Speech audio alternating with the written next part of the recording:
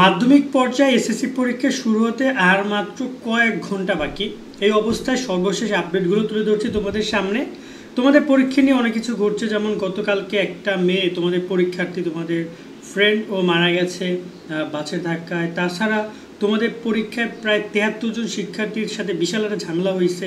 তোমাদের পরীক্ষার আগে একটা পরীক্ষার মধ্যে বন্যা হওয়ার সম্ভাবনা তৈরি হয়েছে। ইতিমধ্যে বঙ্গোপসাগরে লঘুচাপ তৈরি হয়েছে, সে প্রসঙ্গ। গাজা নিয়ে প্রসঙ্গ, অবশ্যই গাজা নিয়ে যদি ছোট্ট করে বলে ভিডিও, তো অবশ্যই তাদের জন্য দোয়া করবা। তাদের সাথে যা হচ্ছে আসলে খুবই খারাপ লাগছে। দেখা যায় যে অনেক সময় মন খারাপ হয় যখন নিউজ ফিডে এই ভিডিওগুলো দেখি বা তাদের সেই আত্মনাদগুলো দেখি, খুবই মন খারাপ হয়। তাদের জন্য অবশ্যই দোয়া করবা। এবং সবার শেষে তোমাদের পরীক্ষার সামগ্রিক আপডেটগুলো তুলে ধরবো। আন্দোলন প্রসঙ্গে ভিডিও শুরুতেই একদম ক্লিয়ার করে দেয়, এই মুহূর্তে কোনো কিছু হচ্ছে না। এতদিন ফেসবুকে যা শুনছে সম্পূর্ণগুলো গুজব। এটা নিয়ে আমরা গতকালকে ভিডিওতে স্পষ্ট করেছি এবং সামনে কোনো কিছু হবে না। 10 তারিখে পরীক্ষা, সুন্দর করে প্রস্তুতি নাও। এবার আসি তোমাদের একটা একটা করে বিষয় নিয়ে কথা বলতে। সো আমি তোমাদেরকে প্রথমত সাবধানতা অবলম্বন করতে বলবো। তোমরা রাস্তাঘাটে বের হওয়ার আগে অথবা খাবার দাবার থেকে শুরু করে সব কিছুতে একটু সাবধানতা অবলম্বন করো। গতকালকে একটা মেয়ে তোমাদের পরীক্ষার্থী 2টা বছর পড়াশোনা করেছে, এতগুলো দিন বলা যায় যে বেঁচে ছিল, হঠাৎ করে গতকালকে অ্যাক্সিডেন্টে নিহত হয়েছে।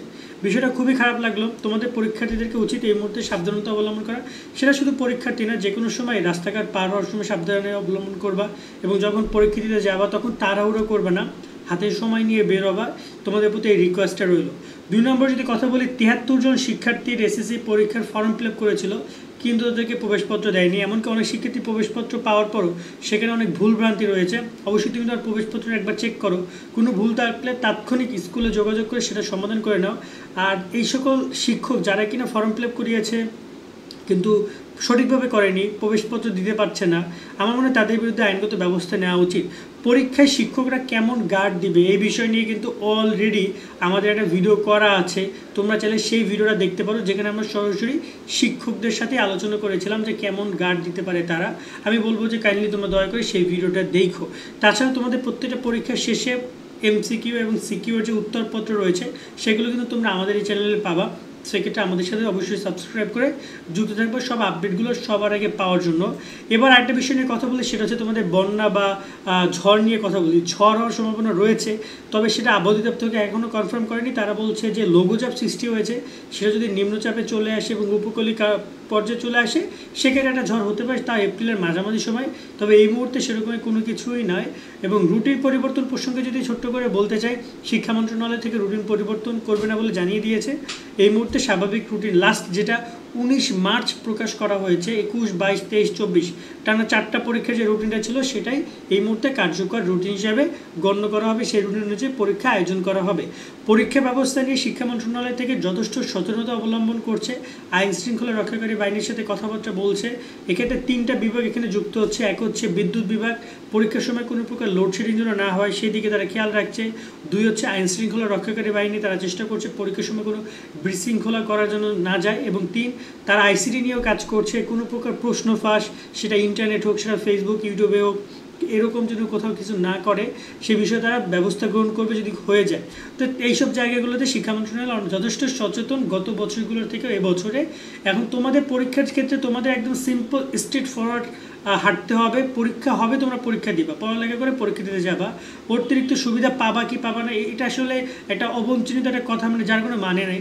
যদি অতিরিক্ত সুবিধা পাইলা, না পাইলা দেখা দেখি করার সুযোগ পাইলে না পাইলা। কোনো একটা পরীক্ষা শিক্ষক দেখা দেখি করার সুযোগ দিবে, কোনো একটা পরীক্ষা দিবে না।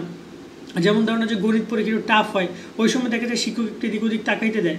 কিন্তু দেখা যায় ইসলাম শিক্ষা অথবা একটা বাংলা দ্বিতীয়পত্র পরীক্ষা অথবা বাংলা ফার্স্ট পেপার পরীক্ষা একটু সহজ হয়, খুব বেশি সমস্যা তারা করে না।